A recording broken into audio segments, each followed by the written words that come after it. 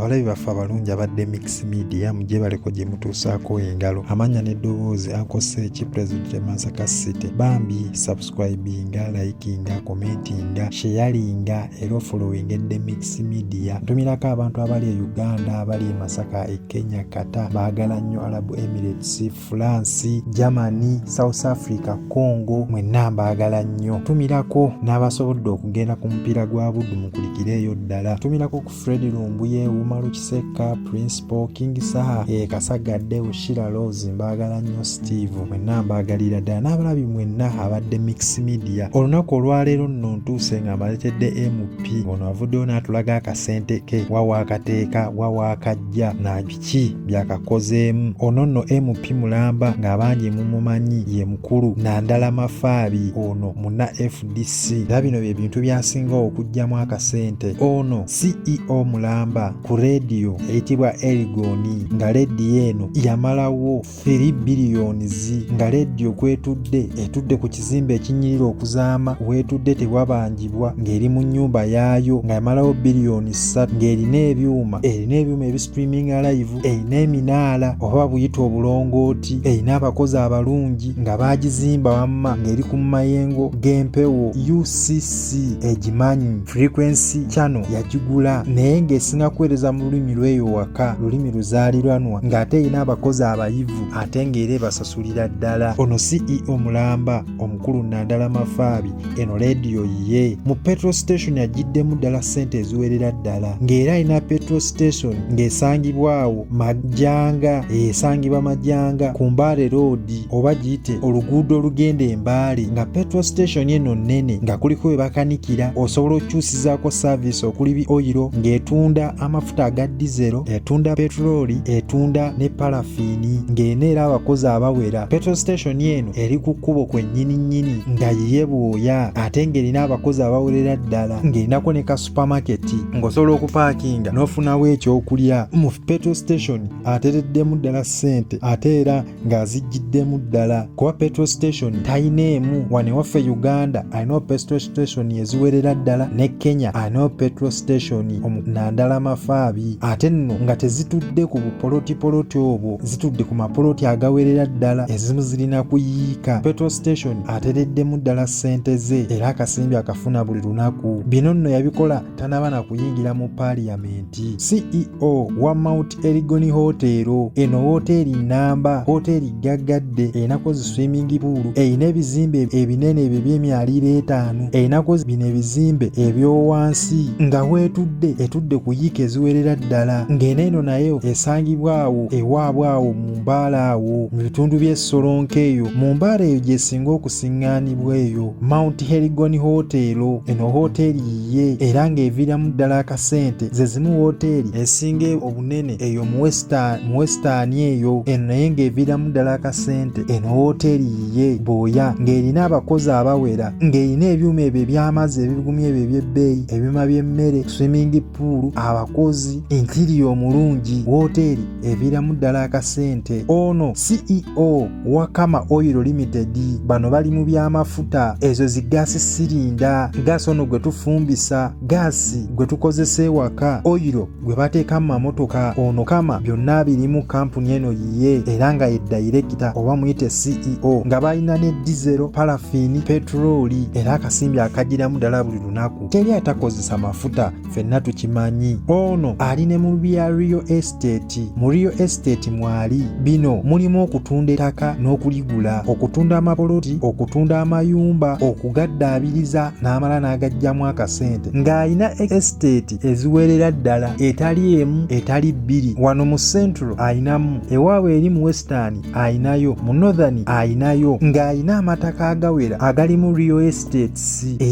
abamanyi real estate mubimanyi n'oteekamu flat ng'eyo ebintu bibeera organized amazzi wegali amasannyalaze oluusi ne security mu real estate afuniddemu ddala ssente okuli okutunda amapoloti okugula amataka ago era nabyo abijjiramu ddala akasimbi ono chairman wa Road Bank chairman mulamba mu Road Bank kitegeeza yabagikulira yagitetenkanyiriza yagiteekerateekera kuba ebyakawuntanti abitegeera era mu Road Bank eno oyinza okwesiŋŋaana ng'ayinamu n'emigabo era akasimbi akagirayo ddala MP Mulamba oba MP bumuweera ddala ssente nga mu paliamenti eyo aluddeyo nga kisinzira wa wooba okiikirira nawa wooba ova. Ekitone ennyo omwezi ayinza okuba mu miliyoni nga 30 oba 40 nga kisinzira wa woobeera ova. Ate nga musajja shadow minister Mulamba yalikaawo mu FDC nga shadow minister. Buno obudde simanyi era bu commission yabufuniranga ddala. Ono chairman Bugishu Cooperative Union bano bali mu byamwanyi okuzisunsula okuzongerako omutindo ye yali chairman era ne buno obudde chairman Bugishu Cooperative Union nga be bamu abakuba kase oyo kibooko omulungi kase omulungi okuzaama avaamu akasimbi nga kampuni nene ddala nga kampuni eno Bugishu Cooperative Union bayinako ebimotoka ebitambuza emmwanyi bayinako ebyuma by'emmwanyi bayinako n'ettaka okwo kwennyini balimirako n'emmwanyi. Eno Bugishu Cooperative Union kampuni nene ddala emwera ddala ssente ng'omusaala nga maliriza okola. Ono omwami mulimi ate era mulunzi wa mbuzi nte mu kulima alima emmwanyi kuba tulabidde ddala ng'azitundira ddala era zigiramu ddala akasimbi. Ettaka alina eriwera ewaabwe Embaale ebudandiri eyo ayinayo ddala ettaka mu Mbaale wane waffe Uganda mu Kenya ne wano e Masaka Mpigi yonna ayinayo ettaka eddyo tobala. Ayina factory ey'emmwanyi oba ebyuma ebikuba emmwanyi ne bizongerako omutindo. Omwami ono agiramu ddala ssente kuba emmwanyi azeerimira era azisuubulira ddala nazo zimuweera ddala ssente. Poloti ayina eziwera Embaale Budandiri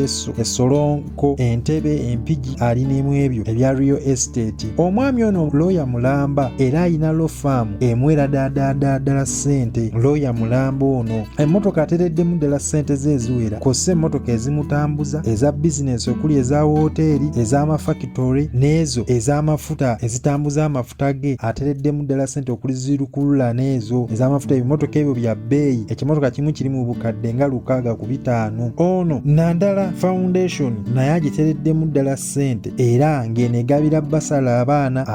abateesobola nayo emuweera ddala ssente era agiteramu ddala ssente kosaka abantu abamukwatirako n'asobola okulabirira abaana abo. Ennyumba ayina eziwera ayina eryawo Namugongo ayina eyo mu Mbaale Essolonko ayinayo n'ewalala wangi nnyo. Ennyumba azireddemu ddala ssente okuliziika lineezo. Ono accountant Mulamba era mu kubala ebitabo omusajja ono yeekansa akasimbi akajjiramu ddala mu bw'accountant omuyita n'akubalira ebitabo n'omusasulayo. Ono chairman International Monetary Fund kiyite IMF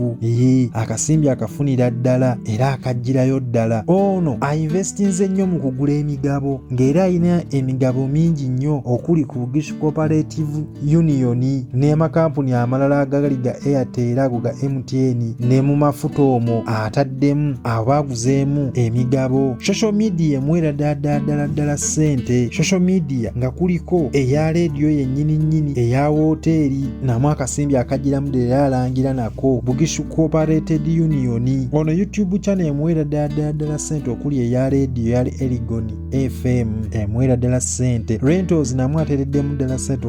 ng'ayina ddabo ne singo wano mu Central ayinamu eri ewaabwe ayinayo Budandiri Essolonko Embaale namu akasimbi akatereddemu ddala. Alina bizinesi ya apartment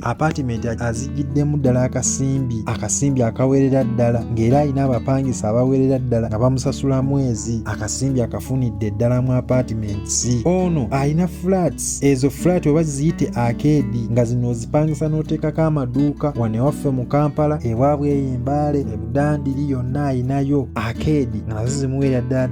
ddala ssente. Ono omwami gw'olaba ye mwami Nandala Mafabi ng'ate ne mu FDC ayinamu ebifo ng'akiikira abantu ba Budandiri West Solonko District. Musajja lawyer Mulamba ono gw'olaba omukulu Nandala Mafabi naye nga sigenda sukkawo wano bye bino ebyobugagga byatulaze. Era omwami ono okusinziira ku mukutu gwa Forbes magazine kwakola okunoonyereza 2024 nga azitowa $10 million nga zazitowa ssente zawane waffe Uganda kubisaamu kubanga ami omusajja alina emafuta ebintu bingi nnyo byajjamu akasimbi ye mwami Nandala Mafabi muna FDC ate nga musajja mugezi nnyo akasimbi omwo mwasingira ddala okajja ate nga musajja eyasomera ddala ebitabo naye nga nnyongera okubajjukiza ng'ennaku z'omwezi 25 January 2025 King Saa agenda kubeera awo ku Cricket Oval ng'atukuba omuziki ne Biba Uganda naye agenda tukubira ddala omuziki ebivulu 40 kabako tubyo tumuwagire Friday eno nga 8 November Biba wa 22 November ku Tavern Woods e Kabuusu muwoomya mu Kasaale concert yeyengedde amannya asigadde yankose ki president w'e Masaka City mubeere bulungi mweraba Ssaabasajja Kabaka awangaale bye bye.